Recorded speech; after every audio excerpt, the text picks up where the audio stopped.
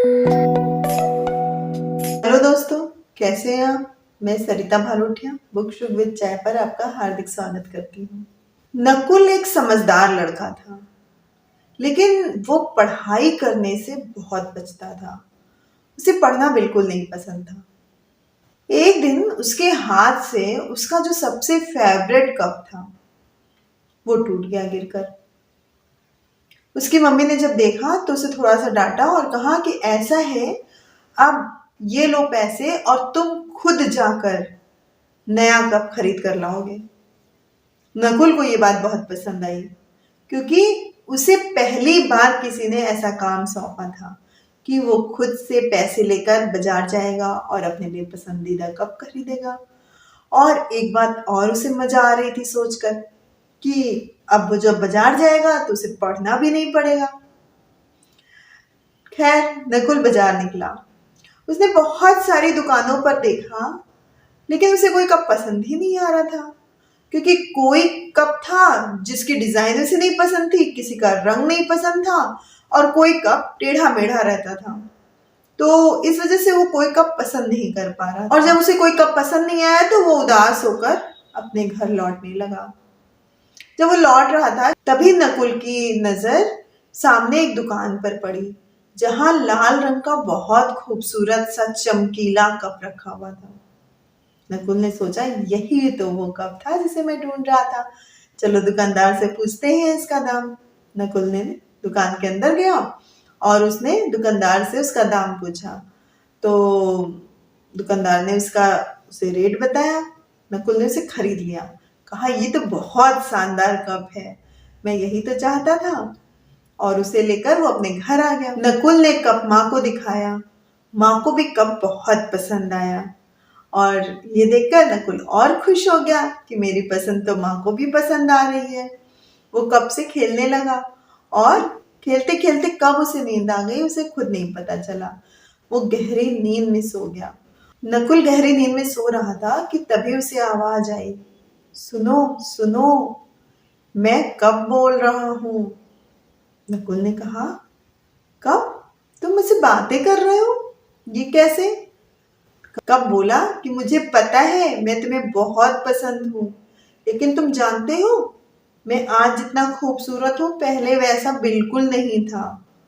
तो नकुल ने पूछा, फिर कैसे थे? तुम क्या किसी और रूप में थे? कब ने कहा, और क्या, मैं ऐसा थोड़ी ना था। एक समय था जब मैं लाल रंग की गीली मिट्टी था सिर्फ। मुझे मेरा मास्टर अपने घर ले गया। उसने मुझ पे पानी डाल डाल के बहुत गूथा, पटक पटक कर और गूंद गूंद कर, पैरों से हाथ से मुझे रगड़ रगड़ कर गूथा। मुझे बहुत दर्द हो रहा था। मैंने कहा, बस करो, मुझे दर्द हो रहा है, मुझे मत परेशान करो। लेकिन मेरा मास्टर नहीं रुका। उसने उसे खूब चिकनी मिट्टी बना दिया और जब मैं गुथ गया तो मेरा एक लोंधा सा बनाकर उसने उसे चाक पर पटक दिया। मैंने सोचा कि चलो, इतना दर्द मुझे हुआ, शायद अब कुछ अच्छा होगा मेरे साथ। चलो, अब बस जो होना था हो गया। अब तो मैं अच्छी स्थिति में आ जाऊंगा। लेकिन कहाँ, मेरे मास्टर ने मुझे उठाकर चाक पर पटक दिया और इतनी तेज मुझे घुमाया कि मुझे चक्कर आने लगे। और फिर अपनी उंगलियों से मुझे शेप देने लगा। उसकी उंगलियां मेरे बदन पर चुभ रही थी। मैं चिल्ला रहा था, मुझे दर्द हो रहा था, लेकिन किसी ने मेरी नहीं सुनी और मुझे शेप दिया जाने लगा। और उसने तब तक डंडे को घुमाया और तब तक मुझे ऐसे अपनी उंगलियां चुभाई जब तक कि मैं एक खूबसूरत कप में तब्दील नहीं हो गया, खूबसूरत कप नहीं बन गया। तब जाके मेरे मास्टर ने मुझे रोका। खैर, सही बोलूं तो पहले तो मुझे बहुत बुरा लगा, बहुत दर्द भी हुआ। लेकिन जब मैं खूबसूरत सा कप बन गया तो मुझे अपना ये शेप देखकर बहुत अच्छा लगा कि मैं इतना खूबसूरत हूँ।